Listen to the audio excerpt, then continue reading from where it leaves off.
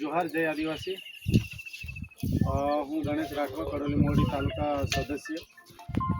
મિત્રો, આજે મારી પંચાયતમાં એક બારીમોડા ગામની અંદર અમે ઓચિંતી મુલાકાત લીધી અને મારી સાથે કુકરદા જિલ્લા પંચાયતના ચૂંટાયેલા પ્રતિનિધિના પતિ શ્રી રાઠવા રસિકભાઈ પણ મારી જોડે હતા અને અમારી જોડે અહીંયા અમારા બારીમોડા ગામના કાર્યકર્તા અમારી જોડે ઉપસ્થિત રહ્યા. આ જગ્યાએ મુલાકાત કરતાં અમને થોડીક દુઃખદ ઘટના અમારી સામે આવી.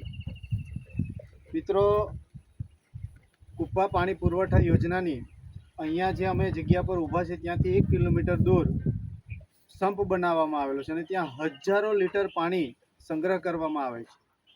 છતાં પણ આ બારીમોડા ગામના આજુબાજુમાં જેટલા પણ ઘરો છે તેને કુપ્પા પાણી પુરવઠા યોજનાનું પાણી હજી સુધી ઘરે ઘરે પહોંચ્યું નથી. ત્યારે આ જે અમે બારી ફળિયાની અંદર આવ્યા છે ત્યારે આ જે ફળિયાના લોકોએ અમને જણાવેલ કે અમારે પાણીની સુવિધા નથી અને પાણીની કોઈ વ્યવસ્થા નથી. એના કારણે અમે ફળિયાવાળાએ લોકોએ 10-10 હજાર જેવા દર ઘર દીઠ ફાળો પાડીને આ અમે એ જગ્યાએ ઊભા છે જે લોકો આજથી આજે તારીખ થઈ 13/6/2026 એટલે કે આજથી 20 દિવસ અગાઉ આ લોકોએ પોતાના ખર્ચે અહીંયા બોર કરાવ્યો છે કે જેથી કરીને એમને પાણીની વ્યવસ્થા પૂરી થાય. તો અમે એવું કહેવા માંગીએ છીએ કે અહીંયાથી 20 કિલોમીટર દૂર કુપ્પા પાણી પુરવઠા યોજનામાંથી ગામમાં એક સંપ બનાવેલો છે. 72 કરોડના ખર્ચે આ યોજના થઈ છે. અહીંયાથી 1 કિલોમીટર દૂર આખો સંપ બનાવ્યો છે અને તે પાણી નહીં મળવાને કારણે આ લોકોને આવા ખર્ચા કરવા પડે છે.